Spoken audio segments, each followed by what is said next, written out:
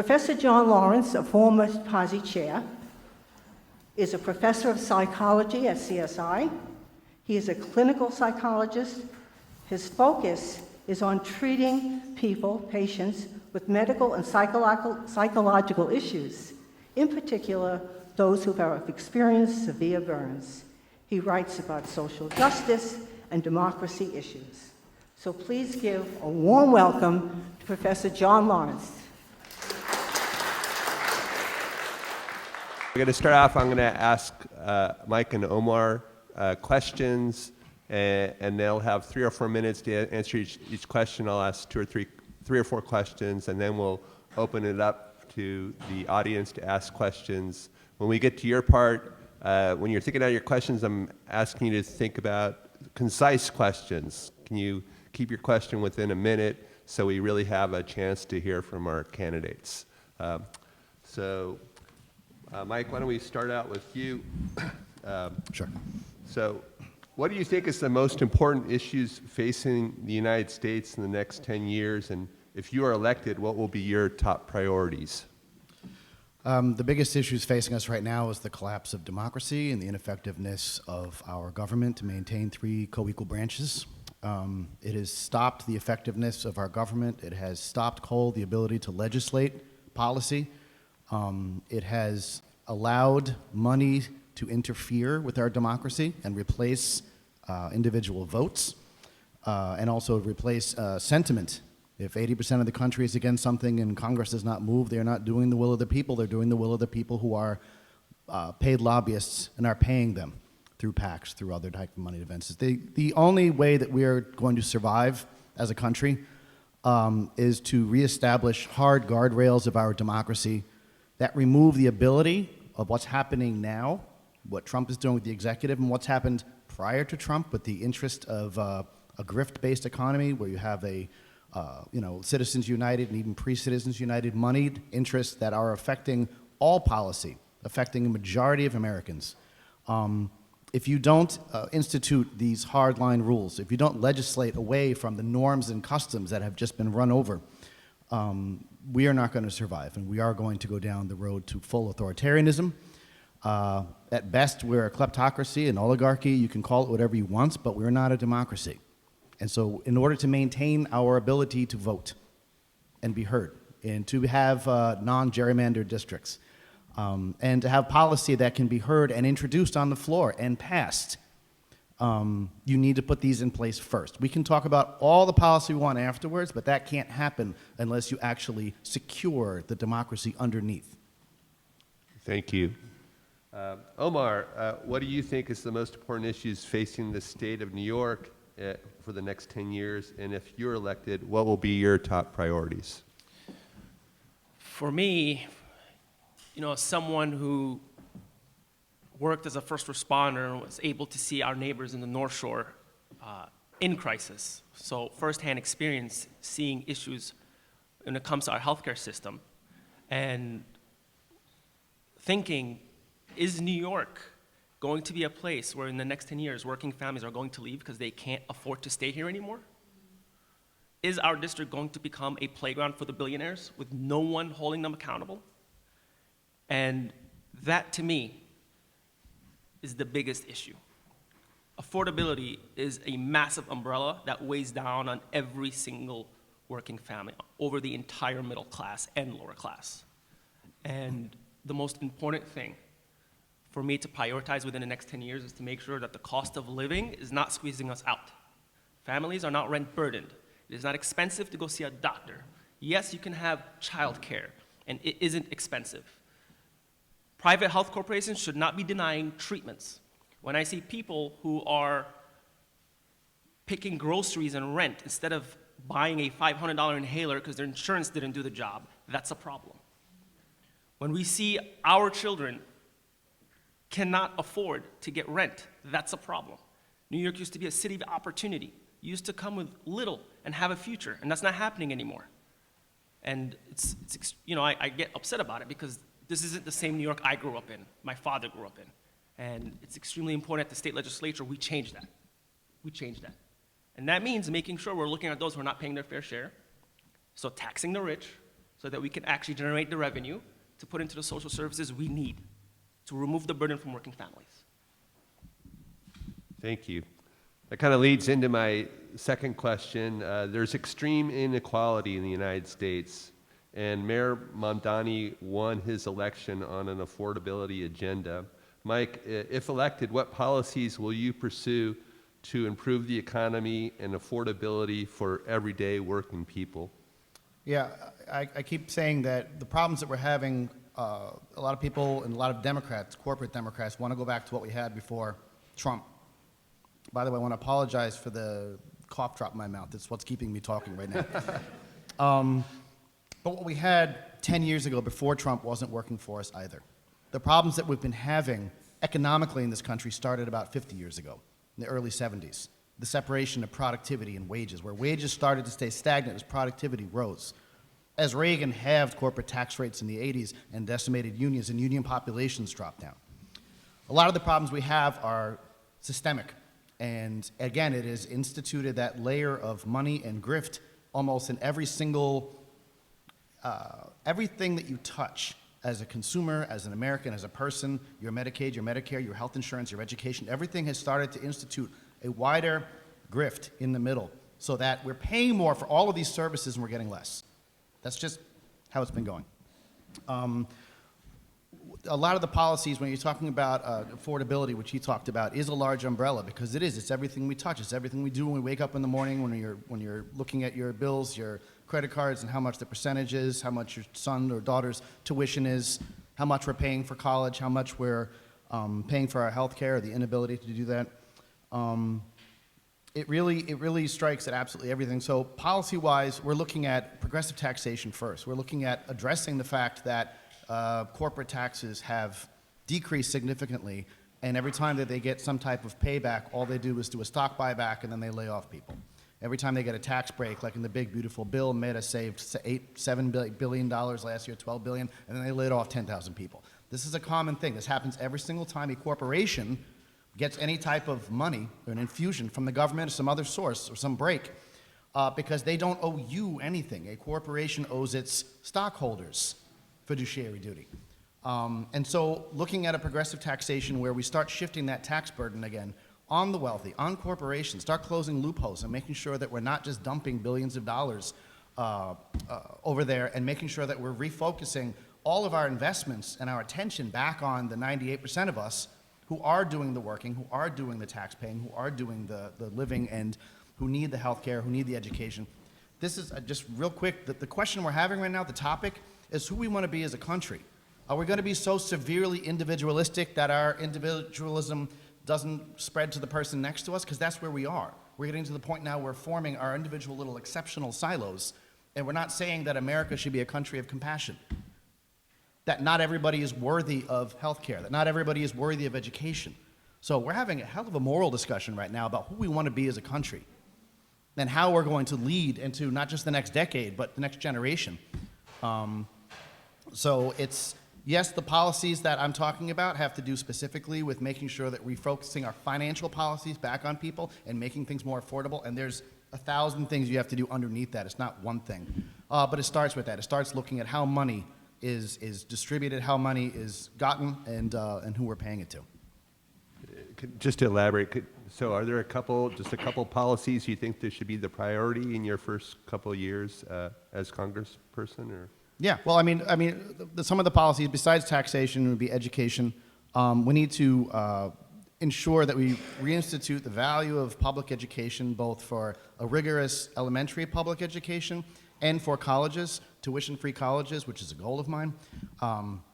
My father came here, the son of poor Italian immigrants. He was born in Brooklyn. My grandparents never learned English. They never had more than a 5th grade education. My father learned everything he learned about the world with his library card and his public education that he got over in Coney Island. And from that, he was able to go to Brooklyn College for free. From there, he was able to get fellowships to DePaul and Cornell and University of Hawaii for free. They even paid for his transportation. Those opportunities are not available to us. So him, the son of 2 immigrants who never learned English, and his 2 brothers, all 3 got graduate degrees and had successful careers. And this is what we want. This is the type of thing we need when we bring people over. We can't be some choosing who we think is going to be successful and who's not. Offer that opportunity. and make sure that that's available. So education, taxation, and then healthcare is another big issue that we need to tackle. I'm a big single-payer healthcare guy. Everybody talks about how we're going to pay for it. We're already paying for it. We already pay more than any other nation per person for our healthcare, and our outcomes aren't the same. So any policy that I talk about, I don't just look at the money that's going in, I'm looking at the outcomes. If our outcomes are not the same as other countries, you ask yourself why. If we're spending more here but we're getting less, why? How come our life expectancy isn't as high? How come it costs more for this procedure than it does in other countries? How come our education is not having the same outcomes? We're spending X amount of dollars in a certain area. So to look at all of this policy and to look at education and healthcare and affordability, looking at these things and saying, how can we achieve the outcomes that we want? And what's the best way of doing that? Thank you. Omar, you already started talking about your affordability agenda, but I was wondering if you can give us more details, like what are your policy priorities in that arena for the first couple of years if you're elected? Absolutely. I think the first thing we need to understand is that the issue we have an affordability problem is because across New York, we're putting so much into a system and we're getting a little back. It's almost as if we accepted the bare minimum. And so we need to increase the standard, okay? And one of the most important priorities for me is to make sure we're putting money back into families' pockets and we're not talking about corporate profit and protect corporate profit. And we've seen too many of that. And so for me, some of the more important policies are like the New York Health Act. This completely changes our healthcare system.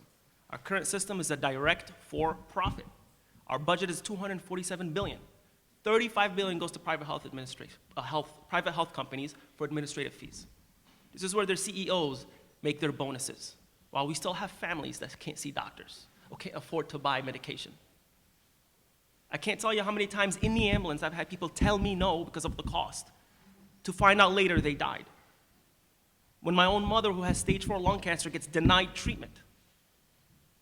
So the question here is about expanding healthcare. We have the money. We generate the money. We're wasting it because we do not have the right priorities in the state legislation. And so making sure we're pushing this forward. And why is this very important for me? Because it's not just about expanding healthcare and having maternal health and mental health, but what else does it give you? When you have insurance that's tied to you because you're a New Yorker, not because of your job, it protects you. When you're a nurse and you're striking outside Columbia University Hospital, they can't threaten to remove your health insurance like they did to our nurses. It protects union workers. When we have neighborhoods like in Stapleton, St. George, Port Richmond, Coney Island, where we see that the poverty rate is much higher, you're removing a financial barrier. So now you're not forced to work for Amazon lifting boxes 10 hours a day with your arthritic knees. You're fully covered. You could do whatever you want. It creates an entrepreneurship boost. If you want to open small businesses, you can. You're covered. It gives long-term care, something Medicare doesn't even provide. And we have the budget for this. We have the money for this. It's much more than what it is. So this is extremely important for me.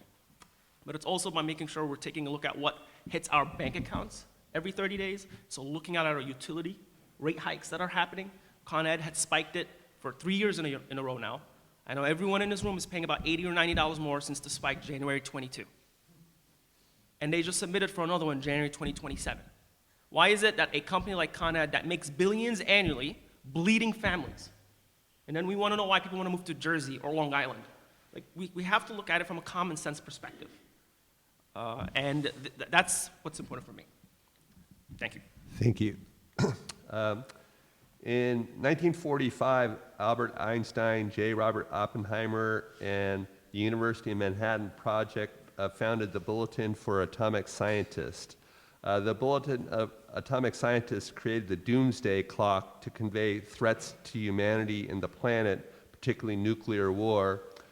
In January 2026, the clock has been set closer to midnight than ever before in history. The report cited multiple existential threats faced by humanity, including nuclear war, climate change, and unregulated AI. Mike, what is your assessment of these threats, and what should U.S. policy be to address these threats?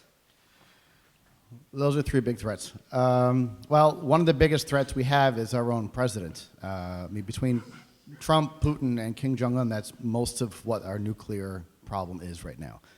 It's the inability of them to have any type of regular diplomacy any type of stability, any type of predictability. These are things that you want in a government, regardless of whether or not you agree with the person who's in charge. You should have somebody who is predictable, and we don't have that. Because of that unpredictability, that's why we have these things moving towards that. Climate change is an existential threat. It is a national security issue. It's an international issue. It creates the reason why we have refugees, why we have famine, why we have trade and immigration from certain areas. And so to look at all policy through the lens of climate change is something that needs to happen as well. When you're looking at any policy that's being instituted, that actually goes into AI, folds right nicely into it. You need to look at its effects. What are the effects of the thing that you are proposing? Whether or not it is something that has to do with immigration, whether or not it has something to do with, what was it? Climate change? No, the waiting for those. Now, when you're talking about AI folds into that because the AI data centers are sucking up energy and taking away water from communities. And one of the biggest issues right now that we're having is not just the non-regulation of it, but the fact that corporate AI interests are now trumping, again, regular communities who are just literally trying to live. Their cost for energy is going up, or they're being removed and told to find a new provider because AI is taking it from them. We need to regulate AI. Is AI necessary? Yes, to some extent. It's something that's there, something that needs to be, but the regulation of it is the problem. Right now it is unregulated. And again, corporate influence has now dominated both the AI talk, the climate talk, because corporations have removed the EPA from doing any of its actual enforcement actions. And so we don't have an EPA that works on behalf of people. We have one that works on behalf of polluters and those who want to literally poison the environment, exploit our natural resources, take over federal land for grazing, all the different effects, disastrous effects that they're having. So when looking at each one of these things, I mean, it's difficult because some of these are nothing that you can point one finger at and say, I can fix the nuclear problem easily, because you can't. A lot of that comes to stable leadership and ability for us to regulate how our weapons are being used. As we've seen, Trump doesn't care about laws or Congress or anything else, and so there is that unpredictability as to whether or not he is just going to let a nuke go somewhere. It's been that kind of a year, and I don't know, I shrug my shoulders when I think about whether or not that's not a possibility. But the other things we can take tangible steps on, and it does take international cooperation, such as climate change. That's not something that we can wolf it on. We do need the cooperation of the nations, but it doesn't mean that we shouldn't try with our own domestic policy to try to figure out how we can start reducing our climate footprint and how we can start backtracking some of the change in climate and bring other nations into that. But again, this comes with stability. A lot of the things that we're talking about comes to the fact that other nations are not going to want to work with us, not because of who's in charge now, but because of the fact we allowed that in the first place. Yeah. They don't know what's going to happen. Let's say we have Democrats, we sweep everything, we have a Democratic president, House, Senate. Okay, fine. Are they going to keep working with us, or are they going to say, well, in 4 years, we're going to have another Trump? So how am I supposed to enter into a climate treaty? Do you knowing he'll yank you out the first day? Or do anything that's going to be? So they're looking for stability and predictability. And that's why, again, all of this starts with making sure we have those guardrails in place, that our democracy is in place, so that you can put that predictability back in there and have all of these other things addressed. Otherwise, it's going to be very difficult to do so. Thank you. Omar, I have a more state-oriented question for you. If you want to comment on the existential issues, you can. But what is your position on immigrant rights and New York City's role as a sanctuary city?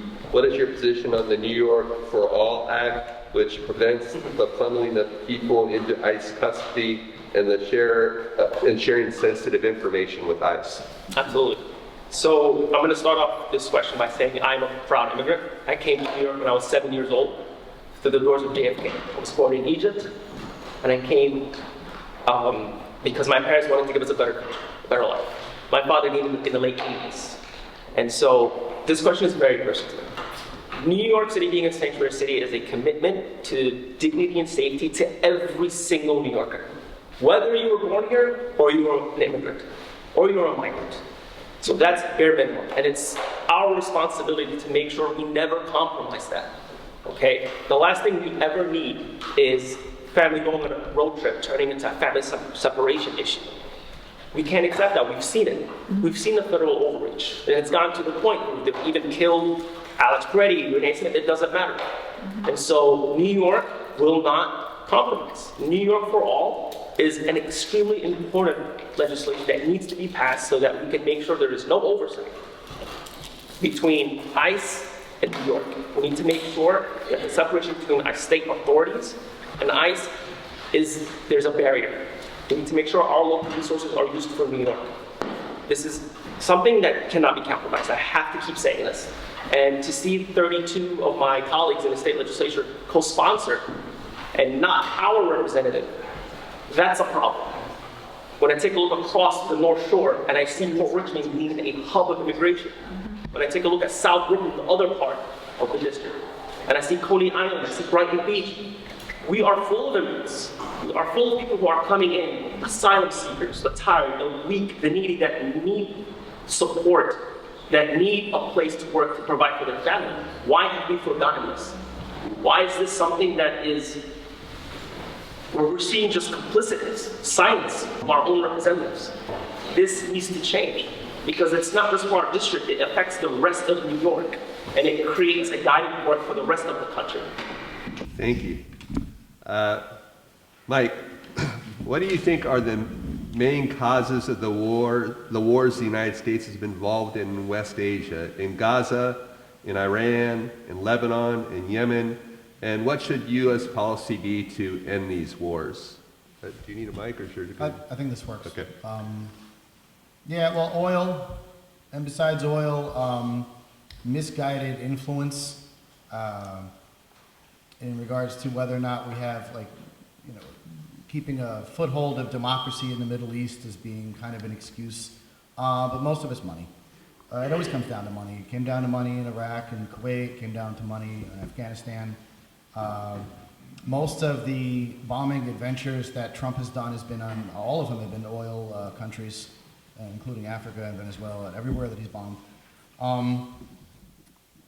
We have, since World War II, been not just misguided, but just wrong about most of our military conflict. We have created a military-industrial complex that just needs to feed, and it gets larger for no reason other than we keep talking about we need to protect ourselves, and we are protected, and we have to look at how that protection works. And we talk about like actually Omar mentioned about the fact that you have money but you're spending it wrong. It has a lot to do with what we're talking about here. They want to increase the military budget by $500 billion to $1.5 trillion. There's absolutely no need to do that. There's no need to be in Iran right now, and there is no need to do most of the wars that we have had over the past 40 to 50 years. One of the issues we have, though, is that we have bad intelligence. We have a misguided sense of not nationalism, but like this Americanism that needs to spread, that we have to demonstrate democracy to other people through a missile as opposed to through our soft power. One of the biggest mistakes that we did was removing USAID, not just because it removed our soft power influence internationally, worldwide, but it also led directly to the deaths of something like 400,000 plus people. It's incomprehensible that as a nation, we're not looking at that as being our primary international solution, as opposed to being something we're spending less than 1% of our budget on, and looking militarily to say, that's going to be our primary solution to everything, because that doesn't work. It's never worked. And all it does is lead to a greater dysfunction, generational damage in the foreign countries, refugee crisis, humanitarian crisis. It leads to needless and senseless death, and it leads to more money being spent on our military. It's a big circle. So when it comes to addressing a lot of the different things that are going on right now, diplomatically is where we need to be, and we need to be looking more at our soft power than just using at the end of the sword how we solve any of our problems. Right now, again, we have an unpredictable president who will say anything towards anybody, make absolutely obscene threats that no leader of any nation should be making. And we can't just accept that this is something that he does. No leader should be doing this. And going forward, we need to respect the fact that Congress alone has the authority to declare war. It was put there for a reason and not given to a single person when the Constitution was originally written, because they wanted the people who would be declaring war to be most directly affected by the votes of the people. That's why it rests in the House of Representatives, because at the time, those are the ones who were directly elected every 2 years. And so they had to answer to their constituents if they ran off and went to war. We must change the authorization for use of military force. It needs to be revised. Obviously, if there's an immediate threat, an actual threat, that is something that the military needs to handle. But what we've transformed this to, and it's not just Trump, past Democratic presidents have done it as well, where they use this AUMF to attack other people as kind of side projects, to try to get stuff done. That's unacceptable. It needs to be returned. Congress needs to reassert its authority. Thank you very much. Omar, we have a housing crisis in New York City. Rents are unaffordable, homelessness is rampant, and young people can't afford to start a life in the city. What policies do you advocate to address this housing crisis? Absolutely. I think the issue here is that there isn't enough policy to address this. That's a problem. There isn't enough legislation being pushed forward in the state legislature to actually create more affordable housing. And that in itself is a gap. What we're seeing is too much real estate development money being used as collusion in our government, unfortunately. We have the land. We have the space. We need to make the demand that there needs to be more affordable units. Needs to be more affordable housing, not big luxury towers that real estate developers want to build in Coney Island and want to build across Richmond Terrace and across all of our neighborhoods in the North Shore. Over 50% of North Shore residents are rent burdened. They're paying more than 30% of their paycheck to keep a roof over their head, outside of medical bills, outside of groceries, outside of out-of-pocket costs. And so I think the demand here needs to be, we need more affordable units. We need to make sure that there is a minimum requirement, a number needed, so that families are able to actually sustain. But we also need to look at the other end of it, right? What about homeowners? Property tax reform needs to happen. There is no reason why a homeowner in Midland Beach pays more in property taxes than someone who owns a condo in the middle of Manhattan. And so we need to look at it in both perspectives and understand that there's an issue, and to be able to fix it, there needs to be legislation included. Thank you. I'm going to open this up to the floor. And so again, I'm asking everybody to raise your hand. I'll get a stack going, and I ask you to keep your questions to 1 minute. After 1 minute, I'll put my hand up, and after 30 seconds, I'll interrupt you and ask you to wrap it up. You can't win on Staten Island without the youth vote. And you touch on other issues like mental health issues and stuff that are really sort of close to my heart in terms of the youth. What are you guys doing to engage the youth of Staten Island to get them out and vote? Thank you. Either one, anybody take it. Thank you for the concise question. Okay. Absolutely. Thank you. So first is being in their environment, right? Identifying where the youth are, being in the environment, knowing how to reach out to them, right? And so with the youth, one of the best ways of speaking and communicating to them is making sure we're with the college campuses. You're working with the student body government. Just recently, I was at College of Staten Island. The CSJP community, they went in a protest because right now, if you're a valedictorian at CSI, you cannot speak. You have to give a recorded speech, and it's edited, and it's shown on TV. And if you don't like it, they pick someone else. And so we were there to protest, to say, hey, if you're a valedictorian, it means you're picked because of excellency, and that means you have perspective. And we know why they're doing that, because they don't want Palestinian speech to be said and given. And so being with them and understanding what issues they care about, because that's something that needs to be amplified. And then secondly, making sure you're using platforms that they are active in, like social media, right? We've seen this successfully across the board in our Mayor Zohran's race, and that's something that I'm going to emphasize on again. You use social media to talk about issues that matter, because that is how they get involved. And then making sure when you're doing events, they're being invited. You're doing events where they can come, and it's fun events. You want the youth to be involved in the political process. You don't want it to where when I was young in high school, it was only like an older person thing, right? There was a disconnect. And so I think a combination of those is what needs to happen, because we've seen the turnout when Zohran ran, right? And the same thing can be replicated again. Absolutely.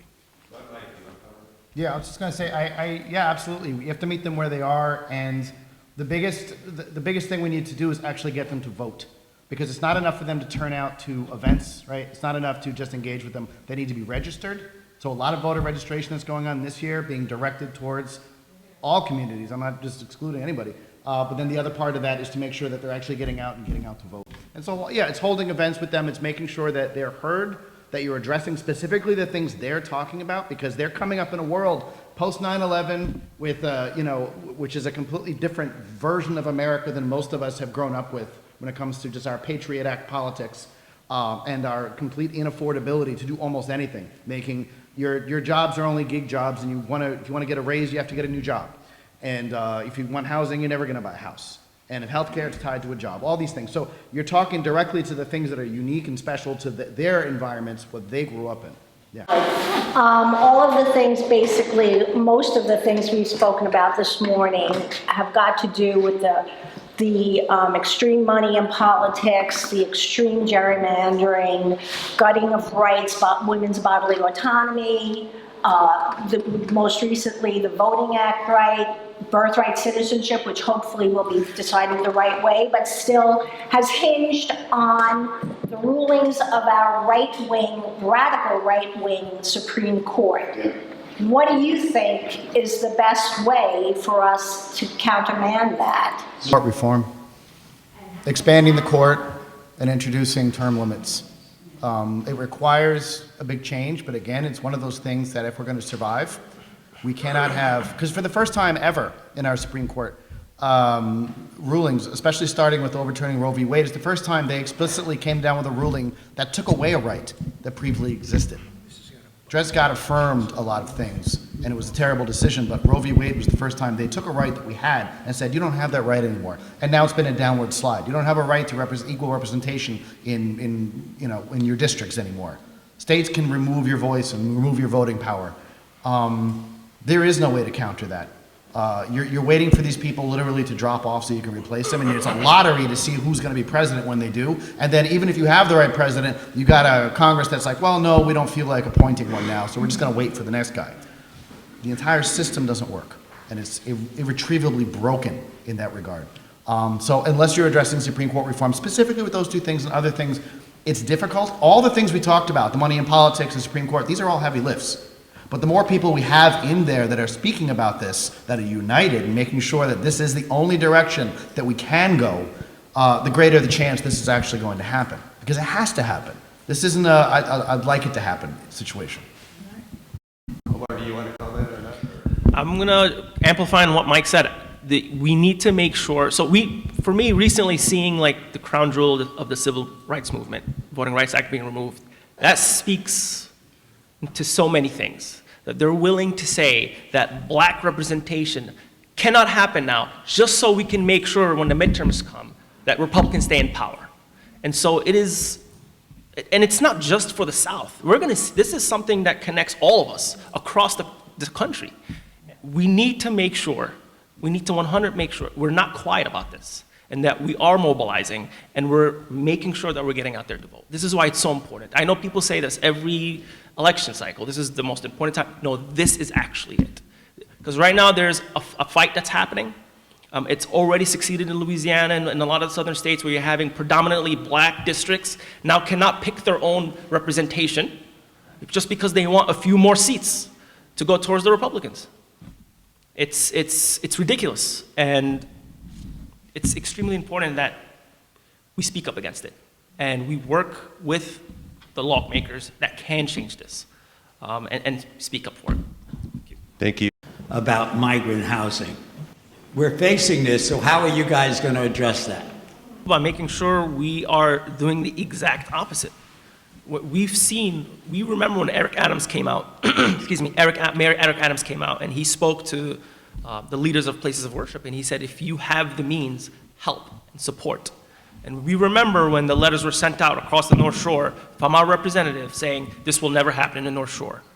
And we've seen our leaders like Father Hank, who we were upset and angry because we had the means to help. We have the means to help, but it was being blocked by those in power. And so by making sure that when we speak for something like this, that we are there to protect, to help, to support, and we're going to make sure, whether it means allocating funds or pushing for legislation to better protect, that's something that's going to happen moving forward. Because we clearly need a different approach to Staten Island. I get that everyone wants to take a look at Staten Island and say, oh, forget it, there are just a bunch of conservatives. Not in the North Shore. Not in the North Shore. In the North Shore, it's different. It's hope, okay? And that's something that is very important I want to emphasize on. Thank you. And for the congressional seat, I mean, because it's a larger swath, and 38% of the district is on the Brooklyn side as well, and the image the district has is publicly is just wrong on its face. It starts with electing fighters with strong moral compassion. The only way that you're going to overcome this is one election at a time, to make sure that you're putting people in place, people in power, people in those rooms that are representing and defending you, to make sure that those are the people, step by step, that are actually making the changes. Some of it's going to be incremental, some of it's going to be slow going. I know nothing moves as fast as we want. We're not going to have sweeping elections that are going to put in an entire slate of people that we're all happy with.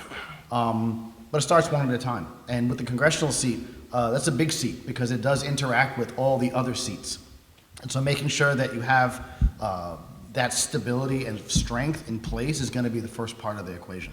I'm just asking the two of you, are you going to support the workers in their issues that, I mean, No More 24 is just slavery. It's not for the benefit of the patients, it's not for the benefit of the women who are forced to work those shifts. And, you know, so sometimes, or are you just going to go along because you feel like you need that union leadership support? Yeah, when addressing unions, one of the things, first of all, I'm a union candidate. I am actually former UFT. Both my parents are retired UFT. I'm also PBA. But unions, getting union support doesn't mean you blindly support unions, because union and union leadership can make mistakes. I'm on record with the PBA, if you want to know. Oh yeah, no, I am as well. And so when looking at issues, like individual issues, like you said, it is important to look at what the workers are actually asking for, because sometimes union leadership and the workforce are misaligned, and they're not agreeing on something. I don't think it happens all the time, but in individual cases like that, when you're talking about the No More 24, then yeah, it's something that I would support workers on, and looking at what the workers individually need and what it is they're collectively asking for. And then also asking the second question, if all of them are saying this, what is the disconnect with leadership in the union? And why is that message not the same as well? Absolutely. I'm also pro-union. I worked as a safety specialist for 5 years for Amazon. And it was for JFK 8, the same site where ALU passed, and they had to fight to get there. And I saw just workers being fired left and right just because they decided to unionize, come together and to speak for their own safety. So that's extremely important for me.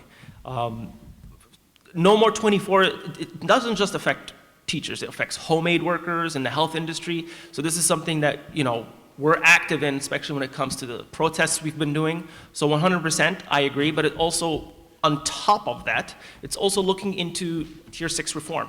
It's something that affects teachers as well, and across different industries. And I wholeheartedly believe that if you tax the rich, if you bring up corporate tax and you let them pay their fair share, you can use the state budget to actually provide Tier 6 reform. I also believe that if the state legislature speaks and pushes these bills, so there is No More 24, because you're 100% right, it is slavery. That is something you're delivering for the workers.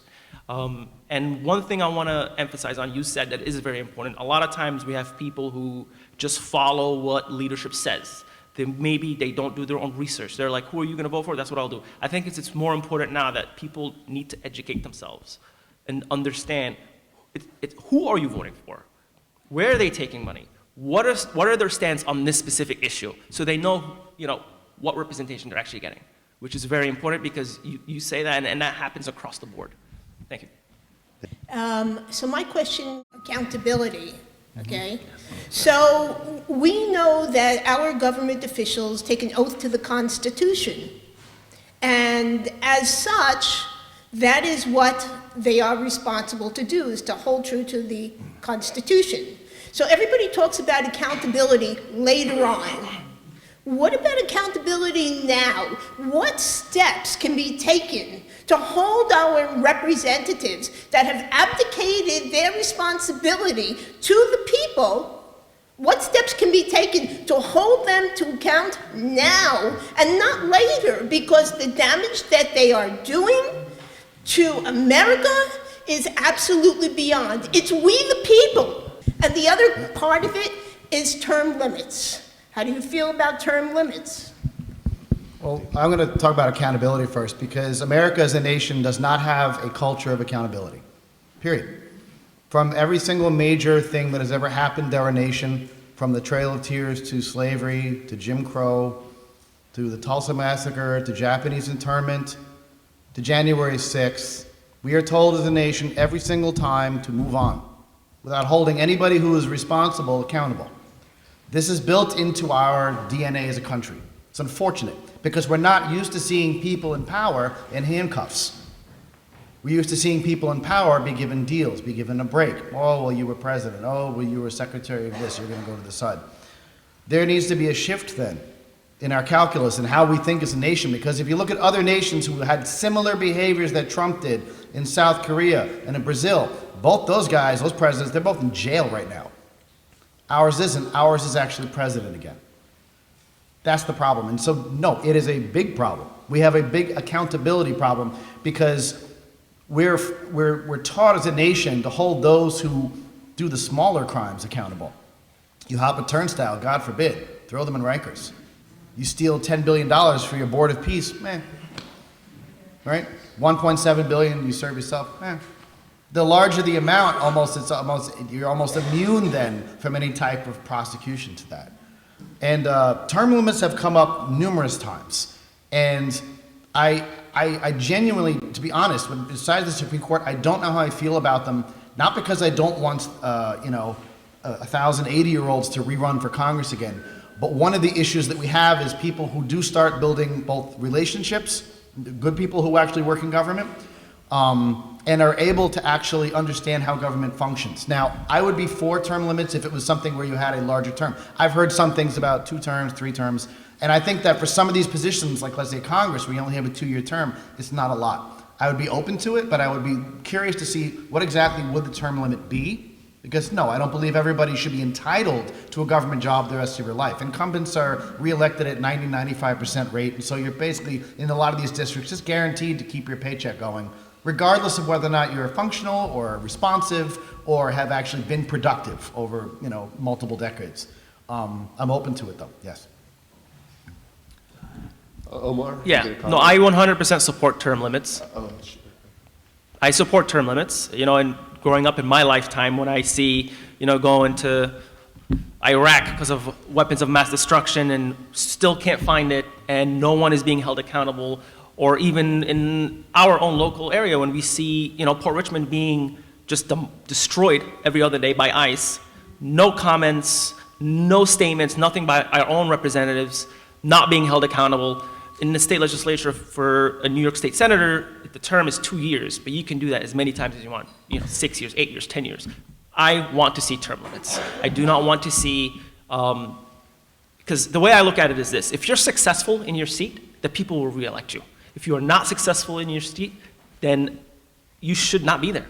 And for me, the highest form of accountability is running, because I don't think the current senator is meeting the moment.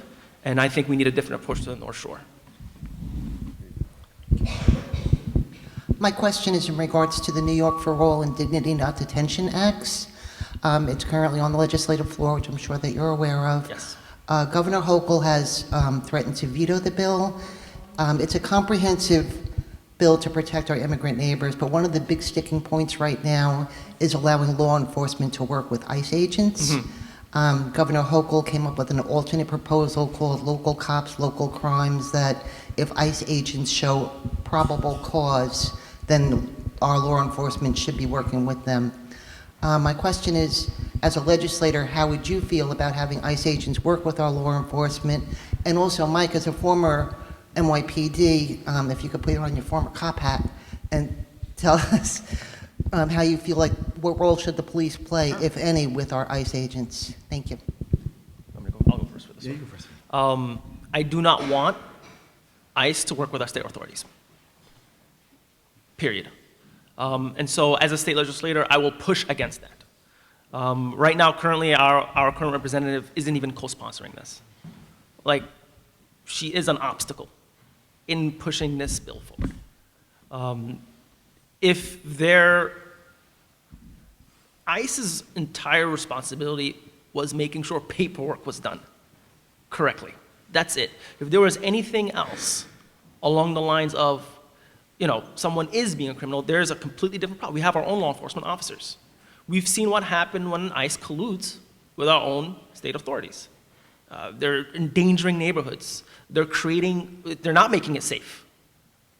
People lose their lives. And so I 100% do not want collusion between ICE and our state authorities. I would push back heavily on this, and I would make sure that I'll be working with the other 32 Democratic senators that want the same result.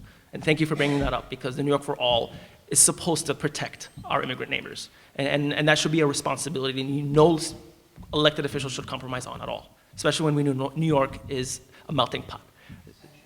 It's a sanctuary city for a reason. Yeah, I worked in East Harlem for many years, which has a very large undocumented community. And as somebody who worked law enforcement in that area, I understand very directly what it means for people without papers to be able to report crimes, to be able to seek medical help, to be able to get education, and recognize that the first arrest I ever had was an undocumented immigrant who was assaulted by another undocumented immigrant. I had to process it in French because they were both West African. But the ability for them to utilize the justice system, to what is available to them, what they deserve, right, as residents of the city who are here, cannot be interrupted or interfered by ICE. I've said very clearly that we need to abolish ICE. And I don't say it as a slogan, I say it as somebody who's worked in law enforcement, understands what it means to enforce the laws against everybody, whether or not it's a citizen who has violated a crime or whether or not it's an undocumented immigrant who has violated a crime. Understanding there are other mechanisms that existed before ICE, which has only been around since 2003, to enforce the immigration laws when people do come over. Because I have also arrested people who have been previously deported for serious crimes after they served a term and then found their way back in. Yes, some people need to be removed. That being said, ICE right now is operating completely outside of the Constitution. ICE's authority under courts, which are under the executive branch. Those judges are not judicial branch judges. They're coming and taking direct orders from the executive branch, which is why you had a collusion at 26 Federal Plaza when you had all these asylum cases who were dismissed, and then they had ICE agents waiting outside. They were told to dismiss these cases so that they could just process and get rid of these people. We need to be, this comes back to where I was, we need to be a society that underlying has compassion for those with us, that recognizes the importance of everybody in the community, not just some, who doesn't assign a tier level to everybody's participation in this country and say, you're more important than that person, you're worth more than this person. It starts with that, and it starts recognizing that, so when we do these enforcement mechanisms, that we're doing it in a much more fair and constitutional manner, where ICE is absolutely not colluding with our local law enforcement, who also needs retraining as well, and also needs to be redirected about how they're doing. I have spoken at length about police reform as well. But that whole entire law enforcement reform, when it comes to both citizen reform and dealing with the immigrant community, you do need to keep those two things separate. I just want to add one last point. There are things we can implement to improve the process, right? Because we can talk about New York for All and protecting, but also for our asylum seekers. Like, we can create legislation that expedites work authorization. If they're coming here because they want to work and provide for their family, we can help them integrate into society and get into these industries to start working. And to making it where it's safe for them to stay. And they have the legal paperwork to stay. Like, we need to look at the holes and start looking at the root cause of the issue so we can actually make it to where, why do we have to push a New York for All in the first place, right? And so I just wanted to add that last part as well. And actually, just to quickly about we used to have this system that they hated called catch and release, right? People would come and seek asylum, and then they'd be given a court date, maybe an ankle monitor, and they'd be sent, and they'd work. They get their work authorization. The return rate on that was 99%. It was one of the most successful programs we had. But of course, because people were being racist, they took it away. So, Thank you. I want to ask you, when you get to Congress, would you be willing to work on holding social media to the same standards as newspapers? there's a difference between individuals on social media who are allowed to say pretty much whatever obnoxious thing they want, i.e. all of Twitter, and people who are actual news organizations who are held to a different standard. We have to recognize that, unfortunately or fortunately, Speech is speech. It's being manipulated and used in ways that are detrimental socially to us. Social media in general has created a complete and utter silo and tunnel that people go down and have the inability to ascertain any real facts anymore. Because depending on what your algorithm is, depending on what you're searching and looking and doing, that's what you're fed constantly, like an IV directly into your veins. And so, I mean, you want to talk about an expansion of libel laws, that's something we can look at when it talks to what you're doing on social media, because one thing we haven't addressed is the real effects of social media on people's lives. So it's not so much what they're saying, it's the influence that social media, if you want to talk about not just one person saying something, but getting a million bots to move somebody in a general direction, to say something, to spread something, to try to push people in a different direction, harassment, stalking, that type of online behavior that happens. Yeah, it's something we can actually look at. Yeah. You want to comment or anything? You're good? I would say from my experience, for example, one of my recent endorsements is Progressive Victory, which is a youth-oriented organization, and their entire organization is online. It's through social media. That's how they communicate. They send videos, everything is through the website. And one of the issues they had was any sort of regulations that can be put against them, because they use their social media to talk about issues they care about. For example, the war in Palestine and the genocide. It's very easy where you can regulate and put a specific policy in place where if you speak up against that, they can shut down your entire website. And that's something they told us. Like, we're 99% working on the web. Because we're children, we're kids, and we work with children, we work with other youth, and this is the fastest way we communicate with others. Omar, how do you feel about this? Because if we have people in power that start putting these policies in place, we get affected by it. And so I 100% thank you for bringing that up. That's something that even we're seeing in politics. And yeah, I do not want to see regulation of social media. It's a form of freedom of speech, and that's just the way I see it. First of all, I want to commend you both for your strong stand on health care. Polls tell us that over 70% of Americans want universal health care. Yes. But yet it's not a priority in Albany or in the Congress. Of course. If you are elected, how would you push universal health care to the forefront? Sorry, I gotta take this one. This is like my favorite bill. No, go. This is like my cream of the crop. Yeah. So we need to understand we have a current representative that is not co-sponsoring this. Again, 32 Democratic senators co-sponsoring the New York Health Act. That's universal health care. Our current state senator is not co-sponsoring this. And you have to really put this into your mind. Why? What is preventing an elected official from pushing forward and fighting for legislation that will help families, that will help immigrants, that will help those that cannot afford to go see a doctor, especially in a borough that does not have public hospitals or public clinics? Especially in a borough when we see Stapleton, St. George, we're predominantly black and brown, and we know our black mothers who are, when they're having birth, they're at higher risk, and they need this sort of treatment and care. It's insane to me that something that could overnight provide relief, overnight support working families, the lower and the middle class, is not being supported in the state legislature. So we have to use our voice publicly and privately. And also we need to educate. We need to be able to inform voters, constituents, and even those who don't vote, so that they can turn into voters, so they can understand how important this bill is, how expanding healthcare would help families, how making sure if your doctor moves, you don't have to pay out of pocket now. You don't have to worry about network coverage. You don't have to worry about private health corporations taking billions of dollars of taxpayers' money. This is crucial moving forward. And thank you for bringing up that question, because this is a bill that I cannot wait to see pass, because you will see that there will be more money in your pocket, more families will be seeing doctors, there is an expanded health care, and it's long-term care. This is like, this bill is really, to me, is the end-all be-all. Like, this bill pushes forward, and it changes New York overnight, and every other state will see it, how successful it is in New York, and they would want the same. Federally, we need to triage and stop the bleeding first. We need to make sure that those who are eligible for health care, either through the ACA, receive their subsidies, that those who need Medicaid expansion get the Medicaid expansion, Medicare, make sure that the existing program, VA, make sure that these existing programs in place are fully funded and people have access to it, because it's two things. It's the money that goes and they say that they have access, and there's actual genuine access to these programs. The second part goes with what he was saying too, which is that get enough people in there who are educating people and understanding the advantages of a single payer system. A lot of people are fighting. We have a lot of people in this country who are taking bullets for billionaires. They don't even know why. They protect moneyed interests at all costs, even though they themselves don't have a pot to piss in. I mean, it's really ridiculous.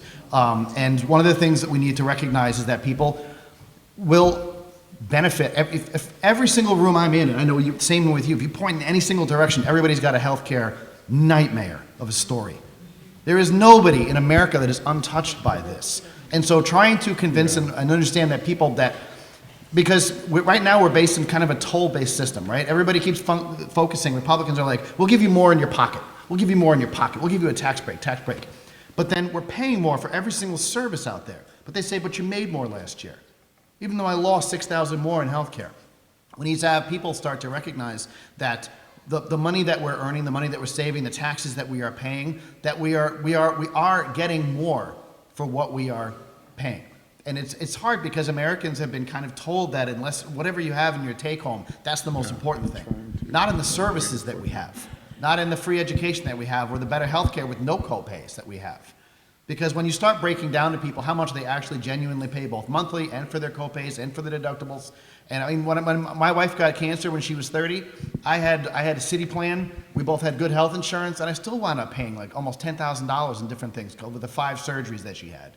I still had deep financial trouble, even both of us were employed at the time, and we had good health insurance. So for people who are really struggling financially, who don't have the ability to recover from that, it took me years, literally years, 2-3 years for me to recover from my wife having something that wasn't her fault. And that everybody in the room can understand, and it seems, and you're like, okay, I understand that. And yet it was a reality that I had to deal with and I had to face with. And most people, I think, when they actually are better educated on it, and again, when you have more people elected who are pushing that policy, and it's not just coming from Bernie Sanders and that's it, but it's coming from a majority of people who are saying, you know what, most people want this. And you start bringing it into the general conversation, I think that's when you're going to start to see some movement. But the first thing is to fill those gaps now, immediately, legislatively, that can provide the health care protection to as many people as possible while we're trying to push the larger policy. Thank you. How do you propose to bring in universal health care in a way that's both meaningful and effective? That's part of the question. And for the other guy, How do we have effective universal health care and make it affordable and still keep the practitioners in place?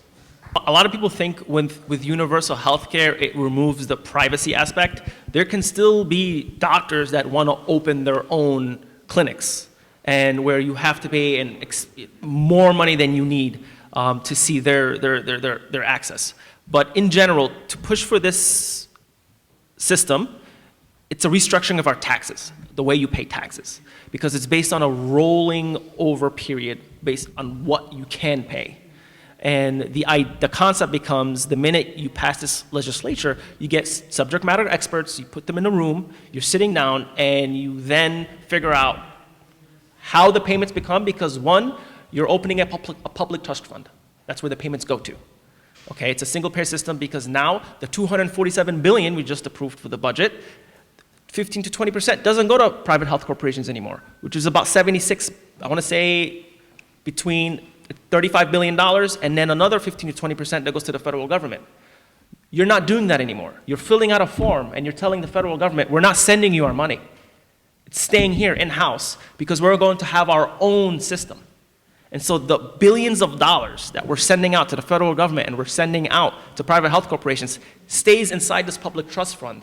This is like well over $100 billion that you're using to expand healthcare, and you're using to get more New Yorkers under this.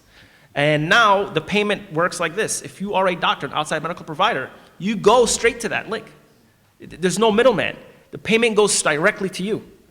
And they're the ones that get to approve what treatment you need, what type of health care you need. It's not a private health company. It's not someone who took a 2-week treatment, 2-week training to deny you access.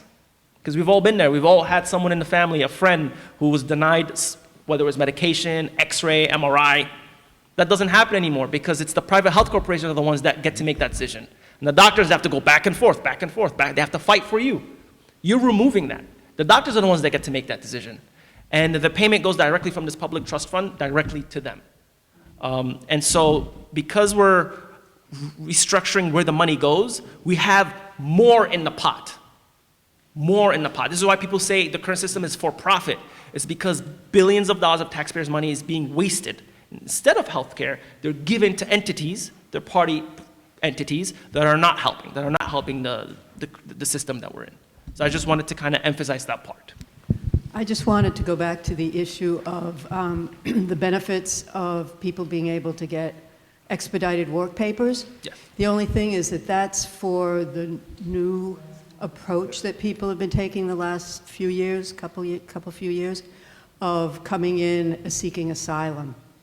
So it comes down to comprehensive immigration reform. We've never had good immigration policy in this country. It's been racist since day one, exclusionary, and has never focused on what the needs of our country actually are. It's only been based on who we want to exclude. And so we do need to have a larger conversation, but that's one of the things, not only keeping dreamers here, which I've also been advocating for years, people who came here when they're 5 months, 10 months, 2 years, and they spent their entire lives here, and then all of a sudden they're being deported.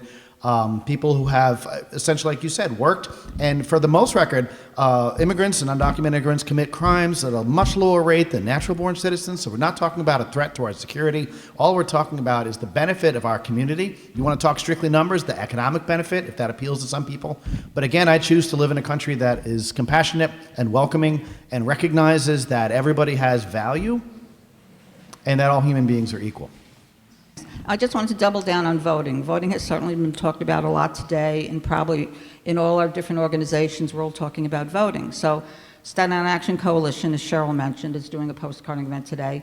But we're not talking about voter reg, which was our initial thinking about voting. Let's go out to events and let's do voter reg. Well, we would do those, we'd find that everybody was registered.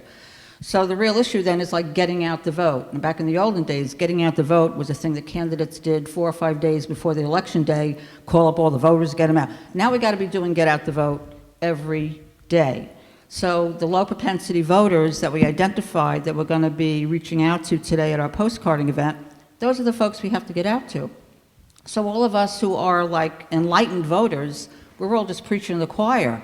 All of us who are part of organizations and our candidates, what are we going to be doing about really stressing the messaging of the voter apathy that has like dragged down this country? We're talking about democracy, wonderful, oh great. But if folks aren't exercising their right to vote, we're not going to be changing anything. So I really encourage everybody to create messaging that talks about every day the voter apathy that exists in this country, let alone our district. Yeah, I mean, from last year, the events that I held, one of which right here, pulled out thousands of people that were not normal voters, people who had not gone to a protest ever in their lives, people who had never attended a town hall in their lives.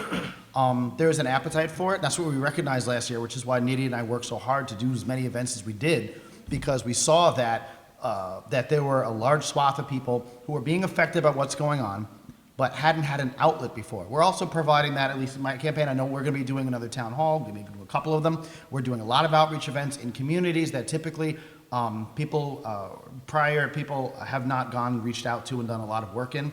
Like you said, earlier on as well, earlier the better, to make sure that we have that type of engagement. It's like I said when we were talking about the youth vote, it's one thing to engage these communities, it's a whole other thing for them to actually come out and get to the poll. And so we're doing a lot of different strategies to try to get people to move to the polls in ways that isn't just fear-mongering, but also addressing the things that they actually need and being responsive to that. Absolutely, and so we've just recently had a successful town hall. Also at Oda Cafe, we just had another event in Coney Island, because that's the other part of my district. On the 23rd, we're having a voter registration event at Marlboro Houses, and so that's, it's for South Brooklyn, and we're increasing that also for the North Shore, because we want people to understand that for their interests to be listened to, they have to go out and vote. I understand sometimes with politics and everything that's happened, people can succumb to the feeling of they don't listen to us. It doesn't matter if I vote. We have to counter that by education, through events, especially voter registration events. If you are a citizen and you have a driver's license, you can right now register to vote. Within 24 hours, you'll be good to go. You have until June 9th for the primary.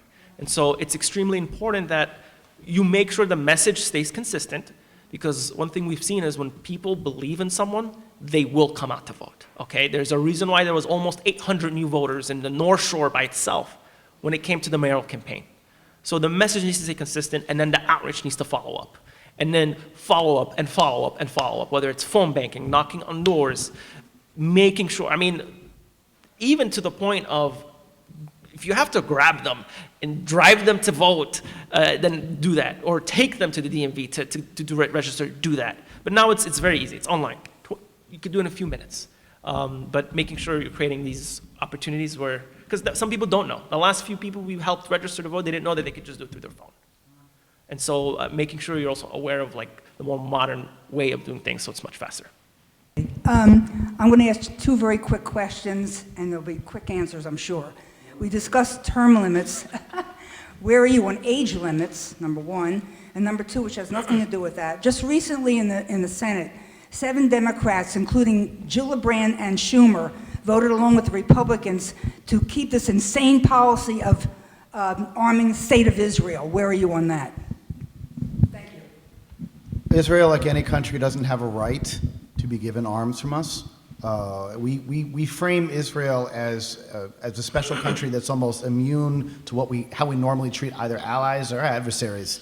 So no, when we look at Israel, if they're violating international law and human rights, then no, we need to look at what we're selling them. We need to look at how we're selling them. Just like any other nation. I think one of the things we keep focusing on is the fact that we keep saying there's the rest of the world and then there's Israel. But there isn't. Israel is a country like any other country, and it has an economy, and it has a trade system with us on a bunch of different things. And it also gets a lot of subsidies from us as well. And you say, okay, well, why and how are we giving this money, these arms, this funding, when they are violating the law, when they are not being good friends, frankly, good allies? Because we wouldn't do this if it was any other ally. If Japan was doing this, or if Germany was doing this, no, we wouldn't be treating them the same way. And you were talking, the other one was age limits. I genuinely, I mean, yeah, I hear you.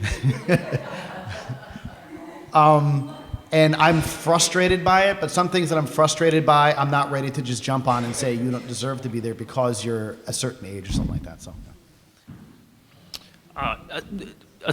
no dollars should be going to Israel.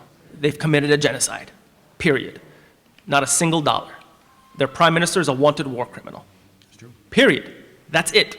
Okay, it's a genocide. I don't know why this is such a sensitive topic. We've seen it. It's one of the most recorded genocide in the history of mankind. Their prime minister is the mastermind behind it. So no dollar should be going to Israel at all. But we know why that's happening. A lot of our elected officials are taking money from AIPAC. So they're being lobbied to send our dollars so they can have universal health care. God forbid we want it in New York. No, thank you. And so we need to make sure we're setting the line, and we're saying it for what it is. And we can't be afraid to say the truth. We can't be afraid of speaking up and saying this, because we've seen it. We know what it is. Now, when it comes to age, I understand why you're saying it. I don't think I can jump on right away. I mean, term limits, 100% yes. Age, I don't think I could jump on right away. I don't think I can. But I get why you're saying it. I understand. I'm not saying I disagree with you. I mean, we all see Mitch McConnell right now in Congress. He can, barely, he can barely put a sentence together. But I completely understand.